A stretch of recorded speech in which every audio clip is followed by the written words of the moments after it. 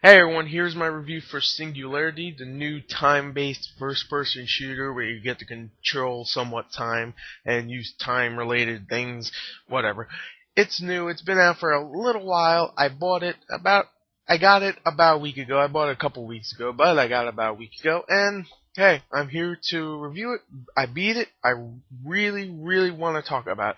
So let's go on to the story of Singularity. Okay, now Story in Singularity is pretty good, I have to admit. Everybody was saying, it's kind of bland, blah blah blah. I was actually really interested. I thought it was really good. Sure, it's not innovative. It's pretty much a bad guy is going to do something bad, so you have to stop him, and you have to stop this other thing, which is also bad, and blah.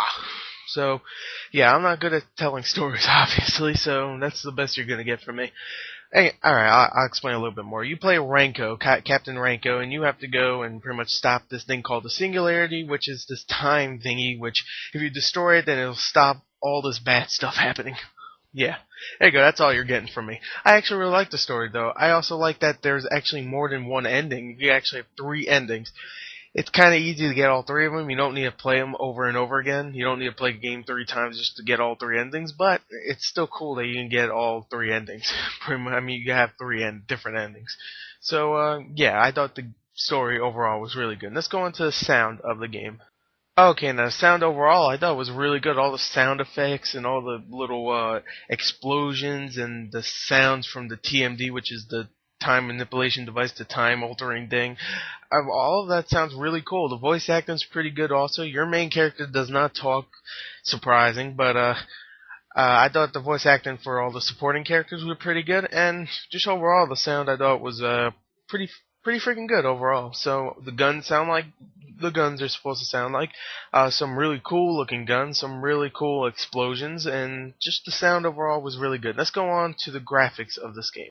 Alright, now the graphics are probably the weakest part of this game. Not saying they're bad at all, they're actually pretty freaking good.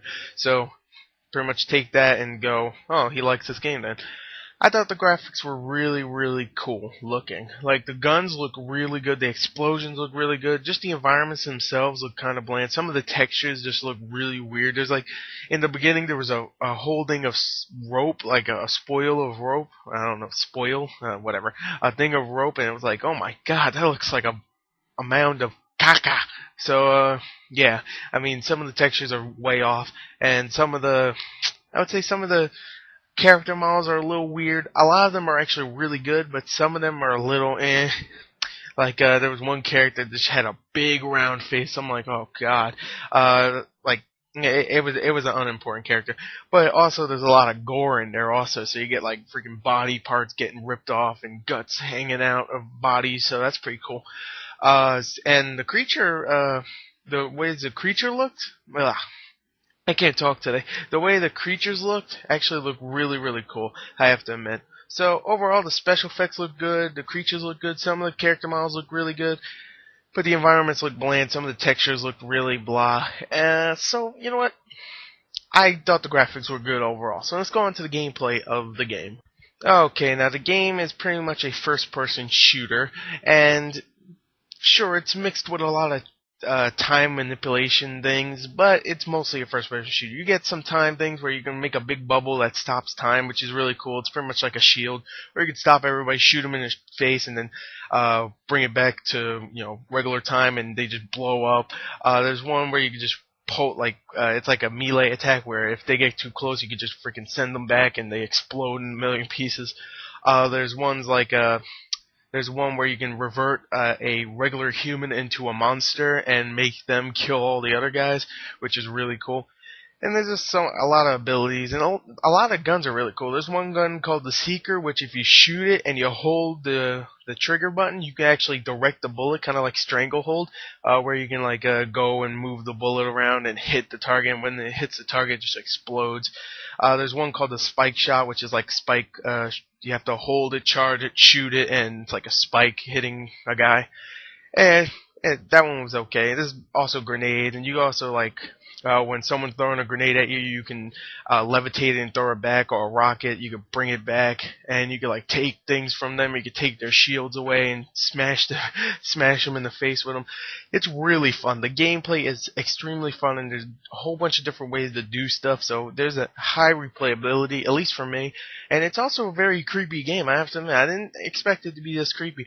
The first hour, everybody's saying it's very slow in the first hour. I thought that was probably the best part of the game because all you have is like one gun for like 30 minutes, and there's creatures everywhere, and you're like, oh my god, where are they gonna pop up? I'm scared because the pistol is not very strong. So you're pretty much getting raped by these things. You're like, oh my god, it's pretty creepy, I have to admit. So overall, I thought the gameplay was really, really good, and it's probably the high mark of the game. It's really fun, solid first-person shooter with some time manipulation aspects to it. Now, before I get to the overall, let me talk about the multiplayer just a little bit. The multiplayer is actually really fun, I thought. You get to play as the creatures or the humans. The creatures really cool. You get to puke or something. It feels a lot like Left 4 Dead. So you get to play as the creatures where you can either puke on them or attack them with big bomb projectiles or something, or you can just go and attack them or control them. It's really, really cool, and it's very fun to play as the creatures. And you can also play as the humans where it doesn't feel very tense like a Left 4 Dead game would be, but it's very fun to play as humans in that part. And I thought the multiplayer, there's only two modes: there's humans versus the creatures, or there's extraction, which is where you have to go and blow up these beacons and kill all the creatures, kind of like Crackdown 2. So yeah, kind of Crackdownish. So yeah, I thought the multiplayer was really fun. You get rank ups and stuff. I don't think you get new weapons or anything. You just get rank ups. So there's not really any reason to keep playing, just to have a high number on it. So whatever, take that for what it is.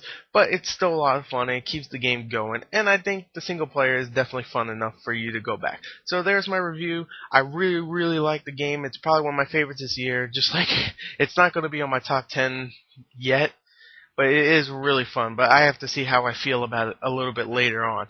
I really enjoyed it. I thought it was a great game.